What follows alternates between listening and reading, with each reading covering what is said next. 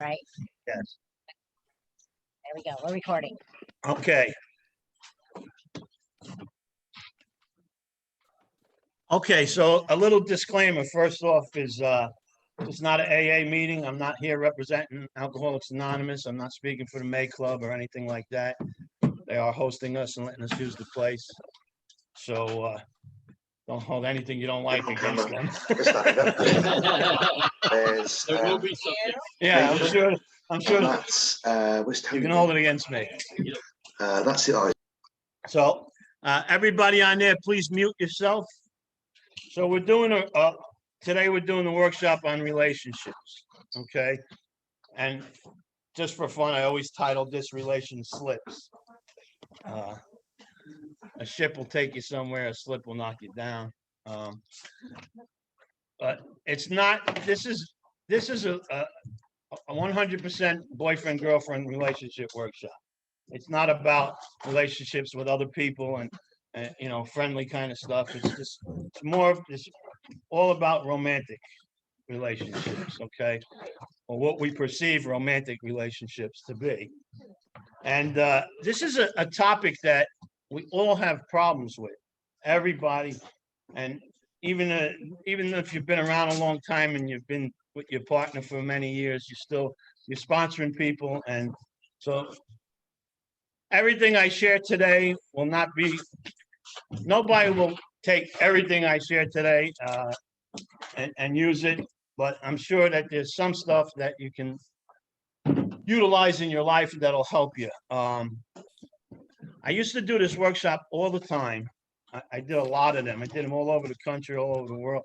And when I moved back here from Florida, I went to find my paperwork on the relationship workshop, and I couldn't find it. And so I started calling people, like, do you have the tape? Because I know a lot of people have the tape. I've done it for years. Nobody had the tape. And we have a lot of people in England and a couple other countries on here today right now with us. So welcome all you guys there. But one of my guys in England, he called the last time I did this workshop, I didn't realize it was 14 years ago. And it was in Scotland. I was there with Clancy. Clancy and I went over and we both shared and we both did workshops there, and mine was on relationships. And so AD, I don't know if you're on there, AD, but AD called Andy, who's the tape guy in Scotland, and he had the tape. He said, not only does he have the tape, he still sells it 14 years later. That was pretty interesting, right? Yeah. So he sent me, he texted me the audio, and I had to listen to myself for 2 hours and take notes and stuff. But then I did a lot more research, because when I realized when I was listening to the workshop that I've done for years is that most of it was on how we used to handle relationships, and so I've changed it. So this is all new to me today. Okay, the majority of this is going to be about having a healthy relationship, learning some things, having a healthy relationship. But we're all going to talk about the old ways that we've dealt with relationships. If anybody has a question, just please raise your hand. And same thing for you guys there. There's a lot of you there joining us today. I'm glad you're here. Welcome. If you have a question, just unmute yourself and interrupt me. No problem. And we'll try to get through this. Also, one last thing. We're gonna load this up on YouTube when it's all over with. But in order to do that, we need to do an hour and take a break. So we're gonna have to end the recording in about an hour or so, and then you'll have to come back in, and that'll be all mostly on the healthy relationship part. So make sure you come back. All right. So relationships are only as alive as the people engaging in them, right? And love is such an unselfish thing, which we're too selfish to conquer. And I put up on the board here, relationships, the emotionally starved seeking the emotionally empty. Now, again, I kind of gear this for everybody, but certainly the new people, okay? I heard somebody say one time that women can fake an orgasm, but men can fake a whole relationship. Damn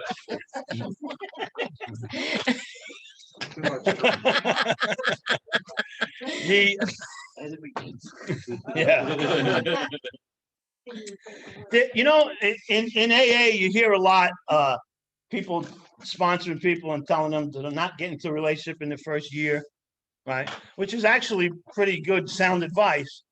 But I never shared that with anybody. I've never told anybody I sponsored to do that because I know they're not going to listen to me. And what happens is if I tell somebody, don't get in a relationship in the first year, I know they're not going to listen to me.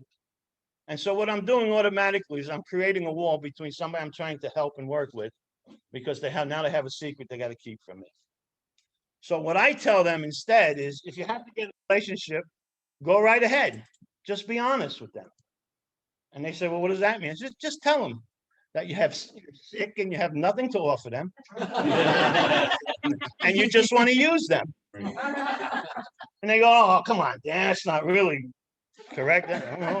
That's really correct, because we're kind of like infants running around the room with our umbilical cord hanging out, looking for somebody to attach it to so we can suck them dry and drain them. If you get in a relationship early in recovery, it's kind of like pouring miracle growth on your character defects. I heard somebody said that they shared with their partner, the two new people in recovery, before we have sex, let's establish now which meetings you're willing to give up after we hate each other.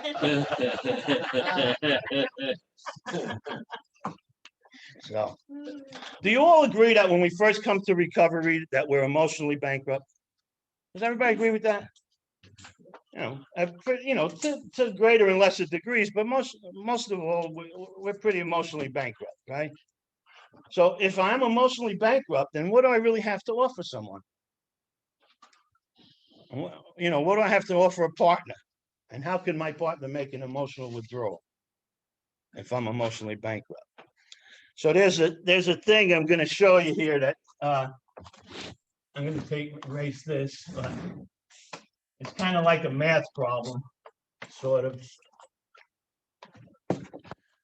And this is how it really is. Okay. So if we're new, then we're emotionally bankrupt and we're sick, right? So here's the deal. Sick plus sick equals sicker. Like algebra. Sick plus healthy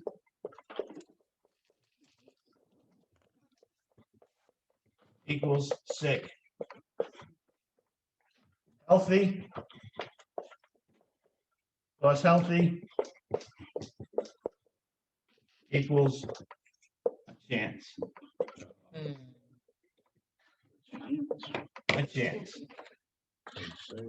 If two people are in a relationship that's sick, it's a sicker relationship than just that one person by themselves. If one person is sick and the other person is healthy, it's going to be a sick relationship. You don't have to agree with this, but just look around you in your life and everybody's life that you're working with and helping, and you'll find this to be true. My experience in almost 30 years of sobriety is this is the truth. And healthy plus healthy, you have two healthy people, doesn't mean you're going to have a great relationship. But at least you have a chance to have a good, healthy, functional relationship. Okay. So when I was new in recovery, my sponsor said to me, write down what you'd like to have and where you'd like to be in a year or two, And so I wrote all this stuff down, and one of the things I wrote down is I want to have a great relationship with the perfect woman. And he says to me, what is the perfect woman? And I said, well, he said, no, write it down. So I made a list of all the qualities that I want in a woman. And then I read it to him and we sat down and he said, wow, he says, that's some woman there. He says, what, on a scale of 1 to 10, what is she? I said, she's a 10. And he said, on a scale of 1 to 10, what are you? What qualities do you have in there? So I said, I'm 7, 8. And we discussed it for a while and I finally agreed that I was like a 3 or a 4. And he shared with me something that I'll never forget. He told me, Danny, threes do not attract tens. Threes attract threes and fours. Every once in a while, a three can fool a 10, but he can't keep her. So he says, so what are you going to do? So I said, well, I'm going to stay doing the recovery stuff, and I'm going to pray to God that he puts this perfect woman in my life. He said, Danny, God's not a pimp. It's not his job to put the perfect woman in your life. The trick in the thing is to make yourself as close to a 10 as possible. So that's what I want to talk about. The possibility of healthy intimacy starts with the self. This is a fundamental principle of healthy love. You must first develop a healthy self before you develop a healthy relationship. You will only attract to you for an intimate relationship someone who approximates the level of emotional health that you have yourself. And that makes it difficult. If I don't love me, how can I love somebody else? If your elevator doesn't go all the way up most days, you're going to find that the people who are interested in an involvement with you really don't want to get to the top floor in life either. In other words, you're going to attract people at your level. And that's what he shared with me. So I want to just quickly hit on some things that I got confused with and kind of had to look at and work at. So I thought I was a sex addict when I got here because I had problems in relationships, right? You're not a sex addict because you have problems with sex. You're a sex addict if you use sex to devoid your feelings. And I didn't know anything about that, okay? And I wasn't as oversexed when I got here as I thought I was. I was much more undersecure.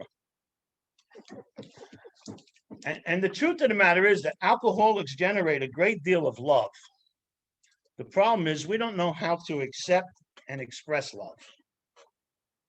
So somebody would say, I have a woman in my life, she said, I love her. I love you too.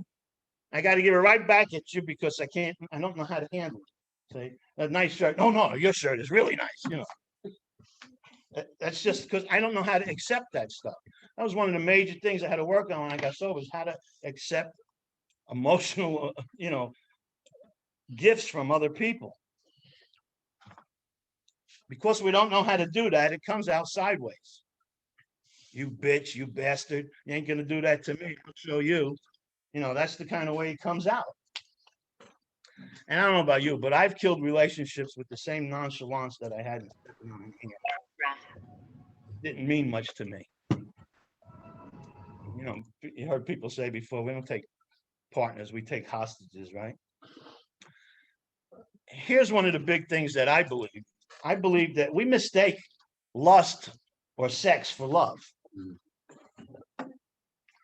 And to people like us, relationship is like a drug. And I went from one relationship to the other relationship, and I didn't know, but the reason for that was when I got out of a relationship, I got right into another one. I didn't have to feel the pain and look at how I sabotaged and ruined the relationship. So I got in another one. The titillation of a new relationship is exciting, and I'm an excitement junkie. Above everything else, I'm an excitement junkie. I need that adrenaline rush of a new relationship. I could be with a woman that has 1,000 good qualities and just one little thing, like maybe she goes like that with her teeth, right? When the excitement of the relationship wears off and she does that, I'm like, that bitch is just driving me crazy with that teeth thing that she does. We just focus on the one little negative thing because I don't want to look at the pain that was the last relationship, and I don't want to look how I sabotaged it. And how did we avoid the pains of life before we got sober?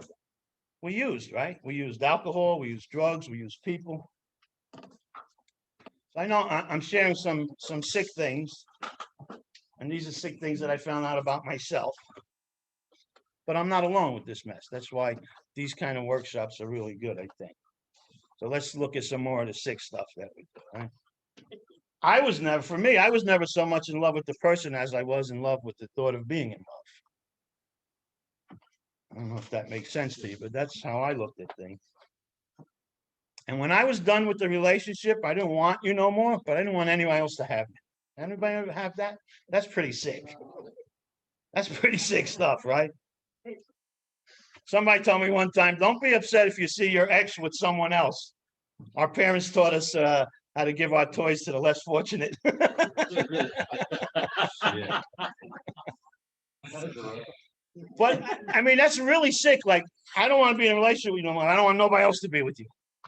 What do you call that? That's just real sick stuff. You see, and here's what happens. We drag people into our lives before it's time for them to be in our lives. And then we keep people in our lives way past the times to let them go.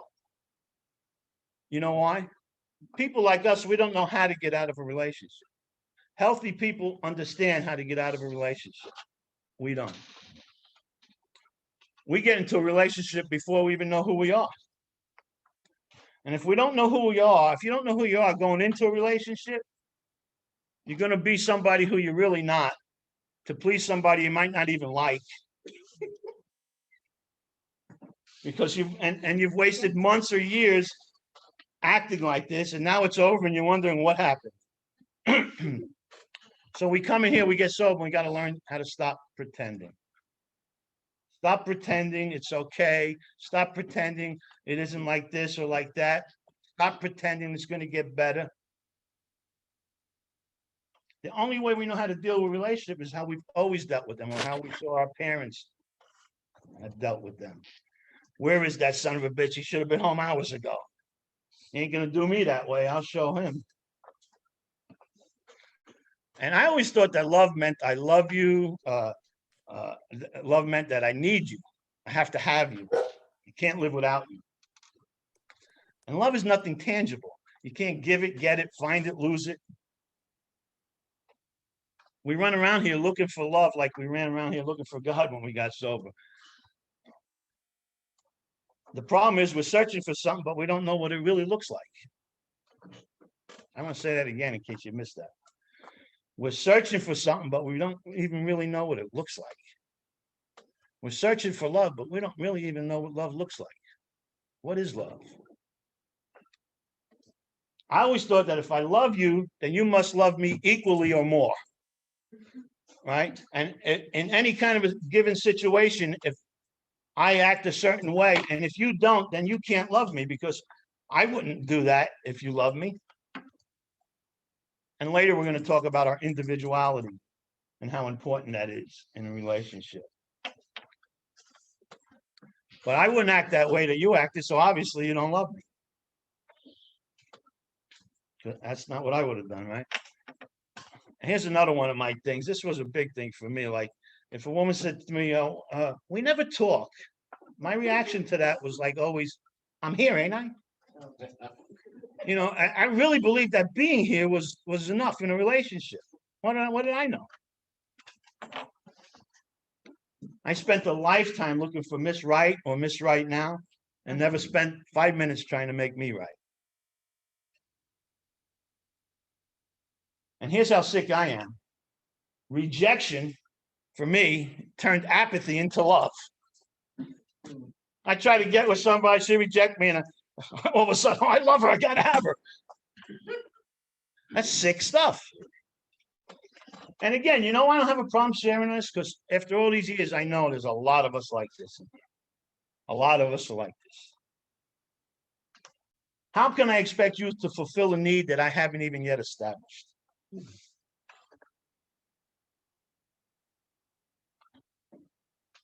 And I'm always looking around the corner. What's around the corner? Early on, my sponsor said to me one time, Danny, you're never going to have a serious relationship. He said, options eliminate commitment. Took me a year or two to realize what he was really saying there, but that's a powerful statement. And if you're not open to getting hurt, you'll never be able to experience real love. And we're going to talk about that later. I'll explain why. And now I just want to spend a couple minutes talking about 13-step. Again, it's not an AA meeting, but it is pertinent. I'm guilty of it.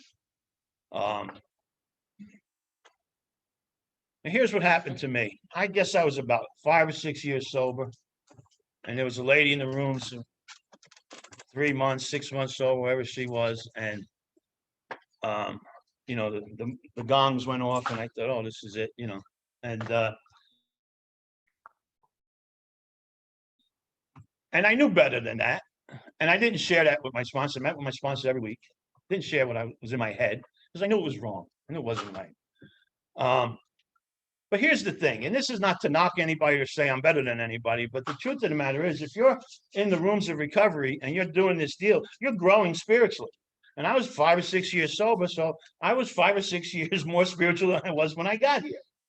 Well, she was new. So spiritually, I'm here, and spiritually, she's here. And again, it's not about I'm better than her or anything like that, but it's just the fact where we're spiritually at. And what I found out the hard way is that it is impossible for her at 3 or 6 months sober to spiritually get from here to here. But it's not impossible, and it's not hard for me to spiritually get from here to here, to meet with her. I didn't drink, I didn't use over it, but I was sick. I got sick with this stuff, you know, and that's one aspect of it. The other aspect of it is, and I didn't learn this for a few years afterwards, we need to leave these women alone. And some of you women, because it happened to me when I was new, and some of you women need to leave these new guys alone. But it's mostly the other way around. But you just need to leave them alone because we have to have a safe environment, and people need to understand that this is a safe place. The rooms of Alcoholics Anonymous is a safe place for you women, and you have to understand that. And we're responsible for what that message is. So when I sponsor people, totally against that kind of stuff today. And I've had guys say to me, well, you did it. I did it and I learned from it.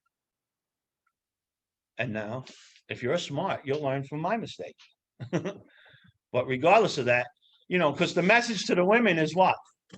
This is no different in here than it was out there on the street. So we need to pass that up and pass that on. And so that's really mostly what I want to talk about with the old ways we've dealt with relationships. The only thing else I want to say is that if two people are exactly the same, exactly alike in a relationship, then one of them is not necessary. Because men and women are different, and that's what I want to talk about. So here I have a little pie chart here. And this is just a simple pie chart of how women pick a shampoo. And there's all different colors, like green is effectiveness, and light green is the aroma, and orange is the effect on hair. And it's just a pie chart of all these things on how women pick. And I'll show it here for you guys, how women pick a shampoo. It's all got all these things they take in consideration. This is the men, how men pick a shampoo. It's a pie chart. It says, I think it had shampoo written on the label. I'm not sure, though. And that's the pie chart. That's the men, how they pick shampoo. A guy wrote a book some years ago. I think it was Scott Peck, Men Are From Women, Men Are From Mars, Women Are From Venus. Yeah, that was a good book. Really true. Polar opposites. A woman's loyalty is tested when a man has nothing. A man's loyalty is tested when he has everything. A woman's loyalty is tested when a man has nothing. A woman's loyalty is tested. A man's loyalty is, I'm sorry, I said it wrong. A woman's loyalty is tested when the man has nothing. A man's loyalty is tested when he has everything. To be happy with a man, you must understand him a lot and love him a little. To be happy with a woman, you must love her a lot and try not to understand her at all. Now let's talk about the differences. That was joking around stuff. This is real, though. It's important to understand that men and women are completely wired differently, not just on the outside, but on the inside, and more importantly, the brain. And I'm not going to get into the complication of the brain, but quickly, men are more left-sided and women are more right-sided, though men and women both use both sides of their brain, but women more so than men. So listen to this. A man's brain is made up of little boxes. Okay? There's little boxes in a man's brain. He's got a box for the car, a box for the house, a box for the kids, a box for his partner, a box for his job, all these little boxes, right? And the rule is that the boxes can't touch. So when a man discusses a particular subject, he goes to that box, he pulls it out, he opens it up, and he discusses only what's in the box. Then he puts it back, real careful, like to not touch the other boxes. Okay? A woman's brain is made up of a big ball of wire, and everything's connected. The house, the car, the kids, the job, this, everything is connected, right?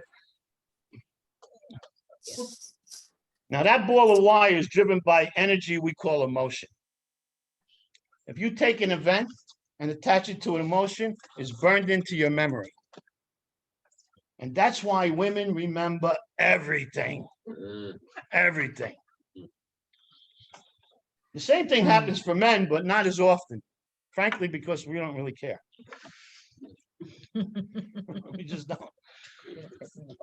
Now, men have a box in their brain that most women are not aware of. So ladies, pay attention. This box has nothing in it. In fact, we call it the nothing box. Exactly. This is why men have the ability to think about absolutely nothing. And it drives you ladies crazy. And they don't even believe it. They say, what are you thinking about? Nothing. Come on, what are you thinking? Nothing. You're just sitting there thinking about nothing, yeah. And I was enjoying it till a minute ago. Women don't get that. They don't understand that. See, a man could be quiet and thinking about nothing, and the woman automatically thinks there's something wrong. Now, if a woman is quiet, the man don't even notice. Now, people, this is not about right or wrong, who's right and who's wrong. This is just the way it is. And we need to understand the differences if we're going to have a relationship, a real relationship, right? And here's an interesting fact. I tell you it's a fact. And you know, when we do our class, I always tell you I make up figures all the time, but this one's not made up. I got this somewhere. I can't remember over the years. I did a lot of research for this one. Women speak about 20,000 words a day. That's the truth. Men speak about 7,000 words a day. So, like, by the time we come home at night, we've already reached our quota. We don't want to talk no more. I've reached my quota. I got nothing else to say. Now I want to sit down and think about nothing.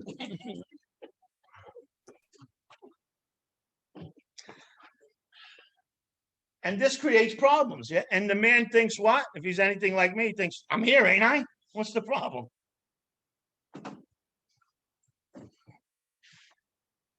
Here's an interesting fact.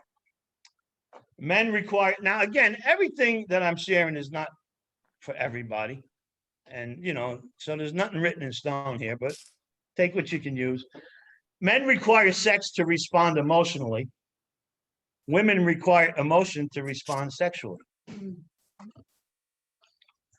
Women need a reason to have sex. Men just need a place.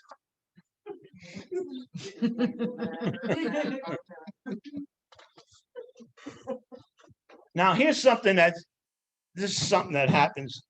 Women respond to men a lot according to what they went through at home with their dad or without their dad. So, I don't want to get anybody up here, but I did this a few times before, and I had a lady here and a man behind me, and so just picture that, right? So if this woman is having a relationship with this man, whether it be a husband, a boyfriend, whatever, she sees him, and I'm the dad. She sees him through me, her relationship and how she dealt with me, or her lack of relationship and how she. dealt with me, but that's how she sees him. Knowing that is a big plus for you. The most frequently expressed complaint men have about women is that they're always trying to change them. See, a woman feels the need to help her man improve how he does everything, how he does things, everything. She thinks nurturing him is loving him. You know, I've sponsored a lot of people, men and women, over the years, and you know, I ask them, you know, pretty much the same thing. Do you love her? Yeah. Do you love him? Yeah. What is it that you love about them? Why do you feel the need to change that if you love him? Well, I don't love all of him. Which they get a lot, right? The most frequently expressed complaint from women about men is that they don't listen, or they quickly have a solution when they aren't even looking for one. So my wife is always telling me that I don't listen to her, or something like that.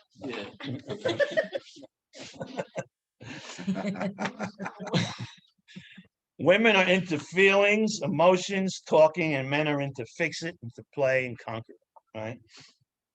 A man's sense of self is defined through his ability to achieve results, through success and accomplishments, to achieve goals, and prove his competence and feel good about himself. To feel good about himself, men must achieve goals by themselves. For men, doing things by themselves is a symbol of efficiency, power, and competence. In general, men are more interested in objects and things rather than people and feelings. Again, this may not be true for everybody, but it's pretty common. Now, a lot of times we have to act like that's not really the truth. But while we're acting like it's not really the truth, we're really thinking about getting back to doing nothing. Men rarely talk about their problems unless they're seeking expert advice. Asking for help when you can do something yourself is a sign of weakness. Men are more aggressive than women, more combative and territorial. Men's self-esteem is more career related. Men feel devastated by failure and financial setbacks. They tend to obsess about money much more than women. Men hate to ask for information because it shows they're a failure. Now, women value love, communication, beauty, and relationships. A woman's sense of self is defined through their feelings and the quality of their relationships. They spend much time supporting, nurturing, and helping each other. They experience fulfillment through sharing and relating. Personal expression in clothes and feelings is very important. Communication is important. Talking, sharing, and relating is how a woman feels good about herself. For women, offering help is not a sign of weakness, but a sign of strength. It is a sign of caring to give support. Women are very concerned about issues relating to physical attractiveness. Changes in this area can be as difficult for women as changes in a man's financial status. When men are preoccupied with work or money, women interpret it as rejection. So it's good to understand, you know, how we tick and the differences, so we can have a better relationship. If I'm aware of things that I wasn't aware of, I can work on having a better relationship. When we get to the next part and for the rest of the thing, it's all going to be about having a healthy relationship, and we're going to look at how we had the sick way and the healthy way. But men are more logical, analytical, rational. Women are more intuitive, holistic, creative. Men have a much more difficult time relating to their own feelings and may feel very threatened by the expression of feelings in their presence. This may cause them to react by withdrawing or attempting to control the situation through a display of control or power. Men are actually more vulnerable and dependent on relationships than women are, and more devastated by the ending since they have fewer friends and sources of emotional support. Men are more at ease with their own angry feelings than women are. Women are in touch with a much wider range of feelings than men, and the intensity of those feelings is usually much greater for women than men. As a result of this, many men perceive that women's feelings appear to change quickly. Any of you guys ever think that? Men may find this irrational and difficult to understand. Men tend to be more functional in approaching problem solving. Women are aesthetically oriented in addition to being functional. Women tend to be much more sensitive to sounds and smells than the men are, and women as such tend to place a greater emphasis on atmosphere. Women want empathy, yet men usually offer solutions. Does everybody understand that? Does anybody got any questions? I'm kind of going a little fast. Anybody got any questions on what we talked about? No? Anybody online got a question?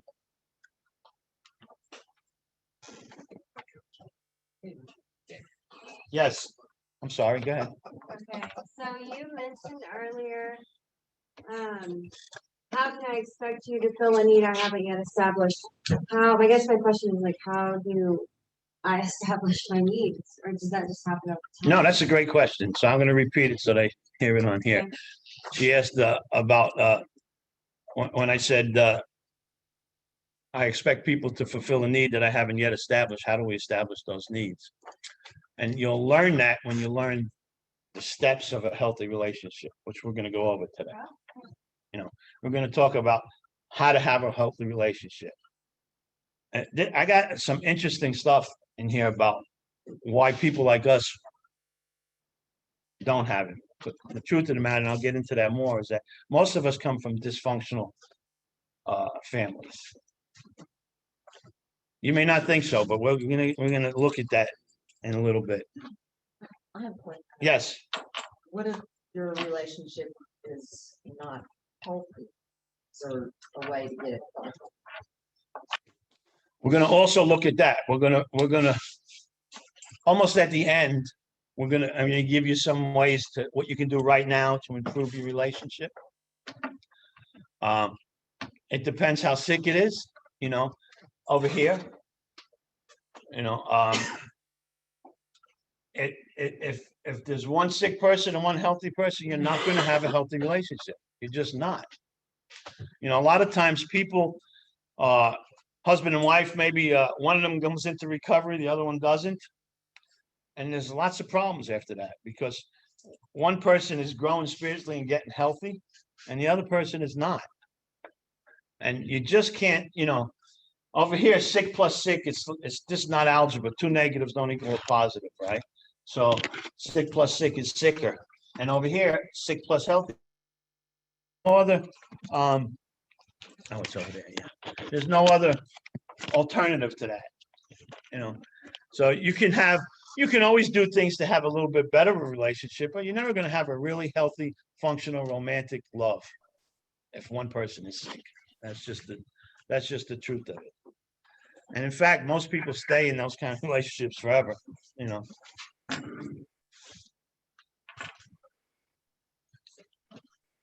So I said women want empathy. Usually men offer solutions.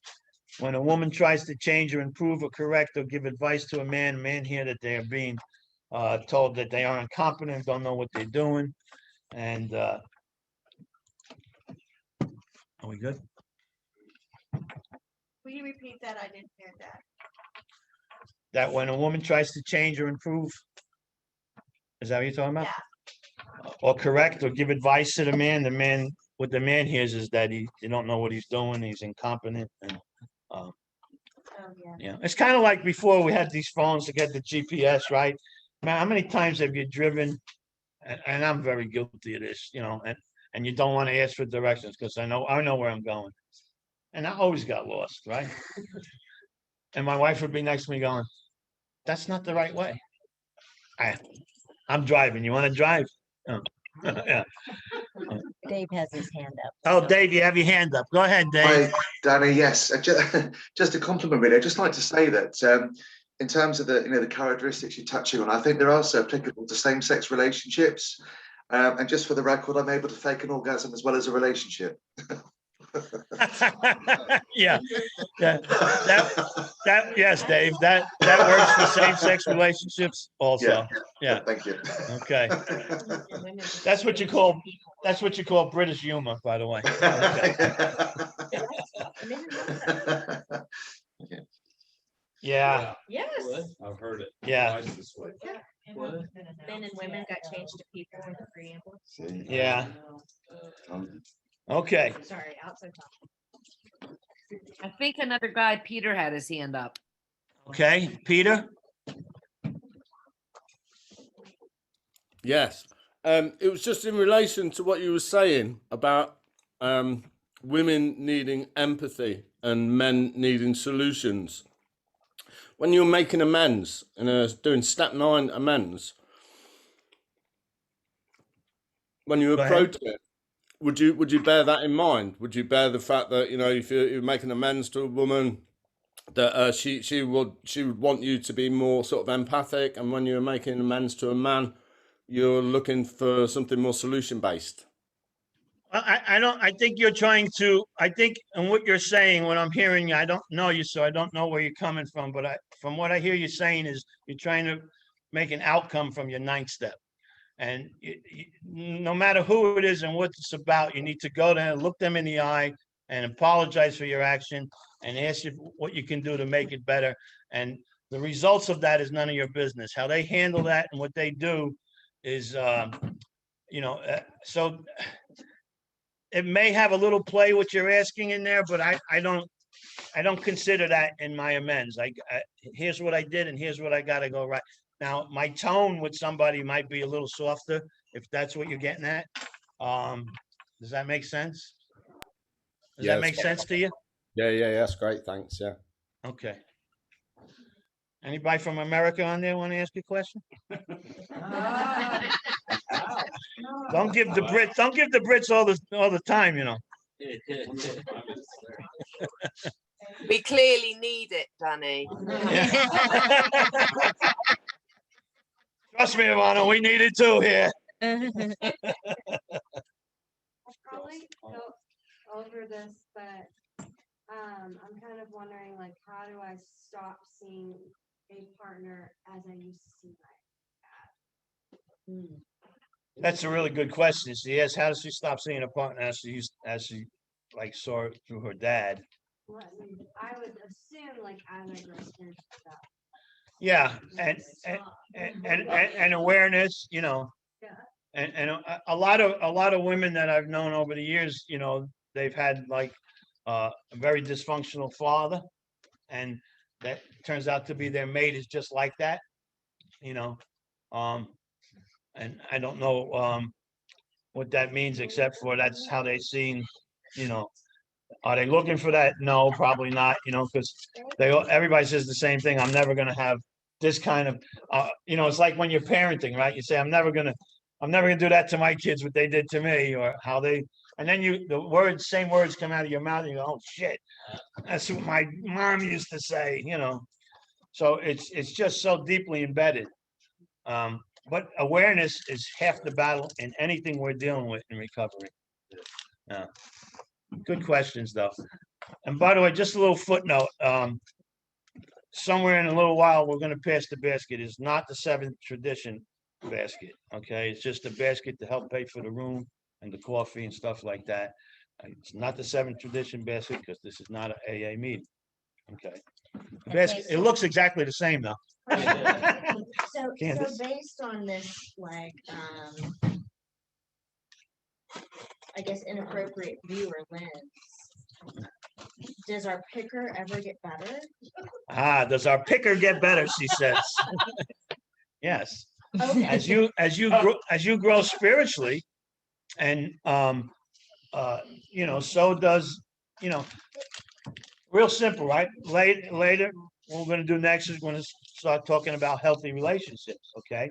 And you might learn something that you can help you with later. And if you utilize positive,